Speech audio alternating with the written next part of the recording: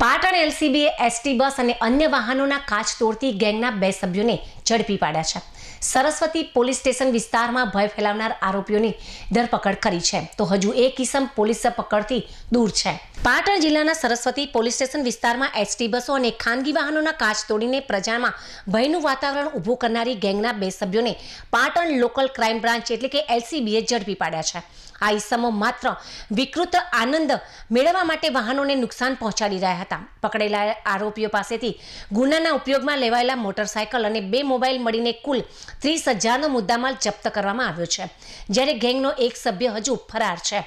પાટણ જિલ્લાના Saraswati police station વિસ્તારમાં ST bus અને અન્ય વાહનોના કાચ તોડીને જાહેર જનતામાં ભય ફેલાવવાનો મામલો સામે આવ્યો હતો, જે બાદ પાટણ એલસીબીએ અસરકારક કાર્યવાહી કરી છે.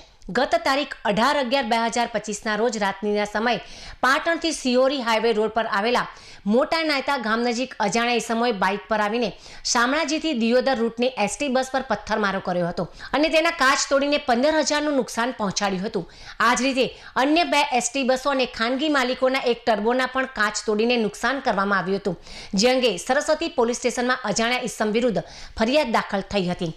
પ્રજામાં ભયનો માહોલ ઊભો કરનાર આ વણશોધેલ ગુનાને ગંભીરતાને લઈને પોલીસ મહાનિરીક્ષક સરહદી રેન્જ ભુજ ચિરાગ કોરડિયા અને પોલીસ અધિક્ષક પાટણ વીકે નાઈ દ્વારા એલસીબી પાટણને આ ગુનો શોધી કાઢવા માટે સૂચના આપવામાં આવી હતી.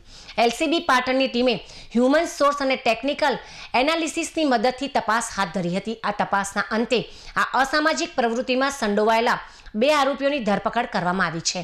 પકડાયેલા આરોપીઓમાં પ્રજાપતિ ધવલ જયંતિભાઈ, રહેવાસી કિંબુવા ગામ, પ્રજાપતિવાસ, તાલુકો સરસ્વતી તેમજ જિલ્લો પાટણ, અને ઠાકોર રણજીતજી રમેશજી, રહેવાસી અગાર ગામ, માડપાટી, હાલ રહેવાસી પાટણ સિયોરી 3 રસ્તા ખાતે અમથાબાના પેટ્રોલ પંપની સામે, તાલુકો જિલ્લો પાટણનો સમાવેશ થાય છે.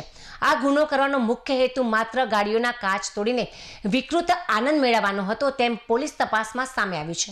જોકે આ ગેંગનો એક સભ્ય ઝાલા રાકેશજી ઉર્ફે રોકી ભરતજી, રહેવાસી પાટણ, શ્રમજીવી છાપરા, તાલુકો જિલ્લો પાટણ હજુ પણ પકડવાનો બાકી છે.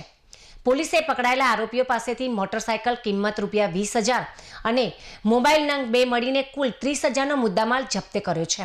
પકડાયેલા બંને આરોપી સામે કાયદેસરની કાર્યવાહી હાથ ધરવામાં આવી છે. 18 નવેમ્બરના રોજ સરસ્વતી પોલીસ સ્ટેશન વિસ્તારમાં જે સિયોરી પાટણ હાઈવે આવેલો છે તેના મોટા નાયતા ગામ નજીક એક એસટી બસ કે જે શામળાજીથી દિયોદર જતી હતી, આ બસ ઉપર અજાણ્યા ઇસમોએ કોઈપણ કારણ વગર છૂટા પથ્થરો મારી અને ગાડીની કાચ તોડી અને નુકસાન કરેલ. આ જ રીતે તેમણે બીજી અન્ય 2 બસો અને એક ટર્બો ટ્રકને પણ છૂટો પથ્થરમારો કરી અને નુકસાન કરી અને જે હાઈવે રોડ ઉપર જે રાત્રિના સમયે રાહદારીઓ અને વાહન ચાલકો પસાર થતા હોય એમાં ભયનું માનસ ઊભું કરેલ. અને આના અનુસંધાને જે એસટી બસના ડ્રાઈવરે છે તે ફરિયાદ હકીકત જાહેર કરતા સરસ્વતી પોલીસ સ્ટેશન ખાતે ગુનો દાખલ અજાણ્યા ઇસમો વિરુદ્ધ કરવામાં આવેલો. આ ગુનો વણશોધાયેલો હોય બોર્ડર રેન્જના આઈજીપી શ્રી ચિરાગ કોરડિયા સાહેબ તથા પાટણ જિલ્લાના પોલીસ અધિક્ષક શ્રી વીકે નાઈ સાહેબે એલસીબી પાટણના પોલીસ ઇન્સ્પેક્ટર શ્રી રાકેશ સુનાગર સાહેબને આ ગુનો શોધી કાઢવા માટે સૂચના કરતાં એલસીબીની અલગ અલગ ટીમો બનાવી અને હ્યુમન સોર્સ અને ટેકનિકલ જે રિસોર્સ છે તેનાથી એનાલિસિસ કરતાં આમાં એક નંબર પ્લેટ વગરનું મોટરસાયકલ કે જેમાં આગળના ભાગે રાજા ધીરાજ લખેલું છે તે મોટા નાયતાથી પાટણ ટાઉન સુધીના અલગ અલગ જગ્યાના સીસીટીવીના કેમેરાના ફૂટેજ ચેક કરતાં આ મોટરસાયકલની હાજરી મળી આવતા અને ખાનગી બાતમીદારથી આ જે અજાણ્યા ઇસમો છે તેની ઓળખ કરતાં આ ગુનામાં પ્રજાપતિ ધવલ જયંતિભાઈ રહે કિંબુઆ તથા ઠાકોર રણજીતજી રમેશજી રહે અગારને ધરપકડ કરવામાં આવેલ છે. અને આ ગુનામાં જે ત્રીજો છે તેમનો સાગરીત છે ઝાલા રાકેશજી ઉર્ફે રોકી ભરતજી રહે શ્રમજીવી પાટણા છાપરા પાટણ એ ગુનામાં વોન્ટેડ છે.